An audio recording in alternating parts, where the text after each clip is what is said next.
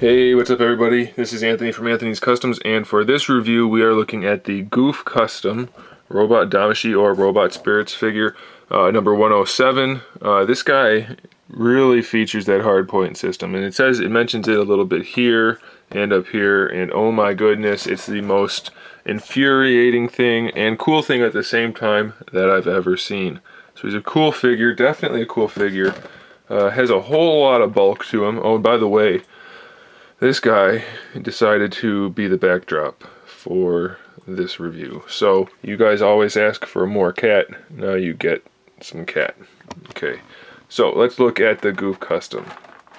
It's going to be very difficult for me to tell you how tall he is, but oh, there it goes. Haha, good timing. Alright, so now we can go ahead and show you the height. So here he is. He's definitely a thick figure, definitely has a lot of girth. Let's check out the height. Let's see what we're looking at here.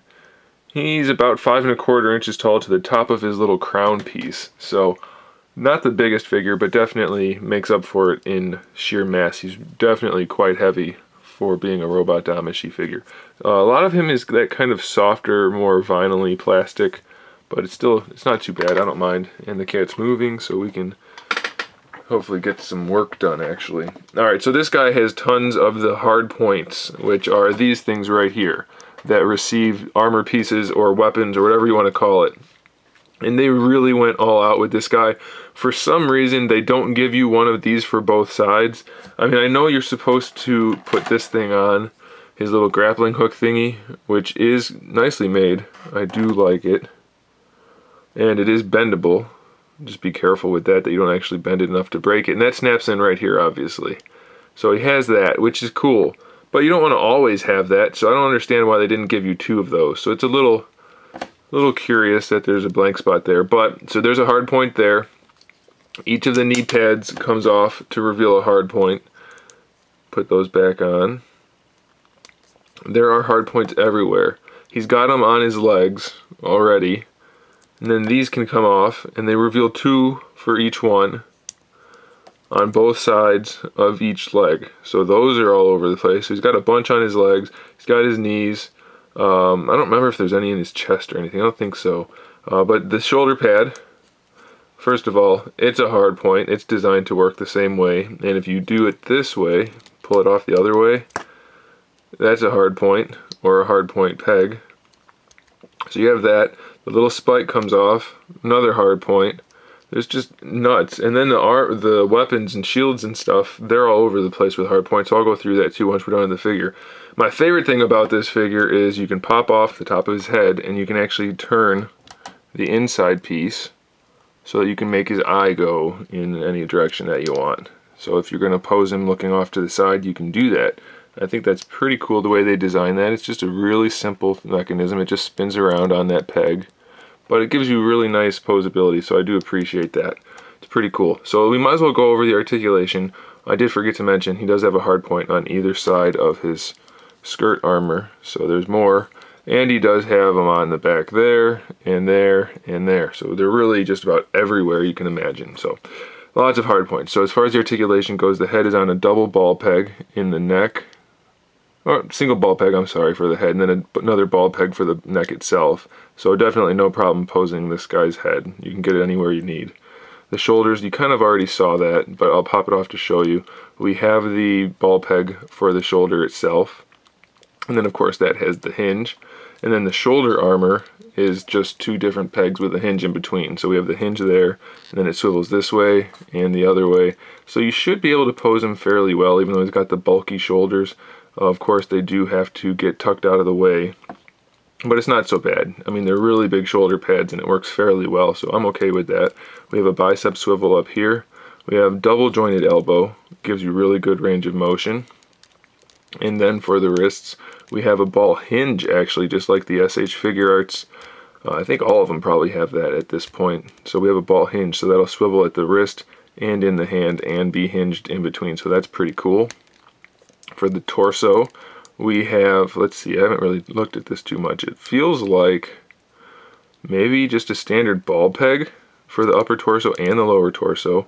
I'm not sure. It feels like it's going to go in every direction. at either joint, so that's kind of cool. The rotation isn't as great as it could be due to these tubers here. They kind of restrict the articulation, but it is there. And then for the skirt armor, we have the standard two-piece front and the side piece. It's a really big side flap, but it does open up, so that's pretty cool.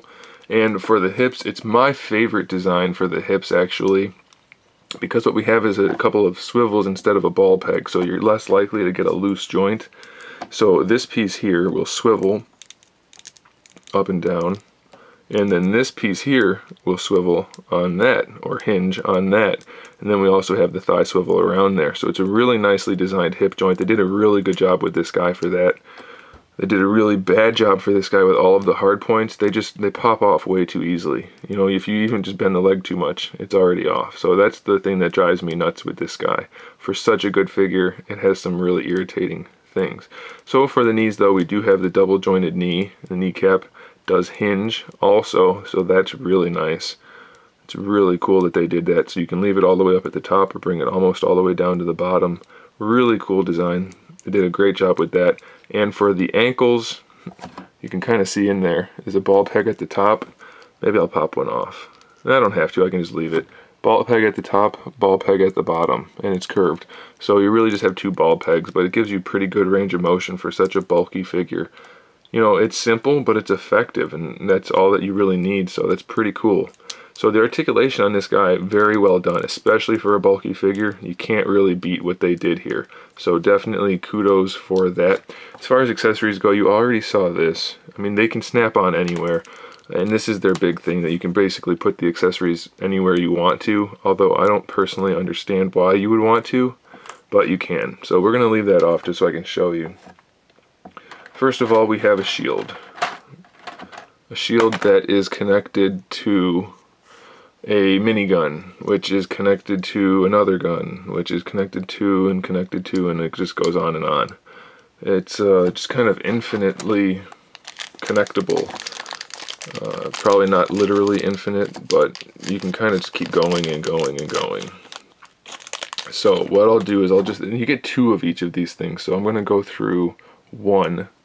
So everything that I'm showing you here gets duplicated on the other side. But I'm not going to show you that because it's the exact same thing. So first of all, you get two of these swords. They look like little Roman short swords almost. Pretty nice looking, pretty basic though, but that's okay. So these can tuck in here. They don't get held in very well, but they do tuck in there. So that's okay.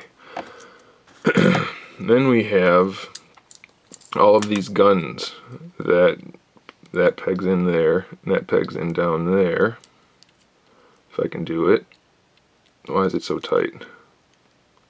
Shouldn't be that tight, but just be careful as you're putting it in and you should be alright. Alright.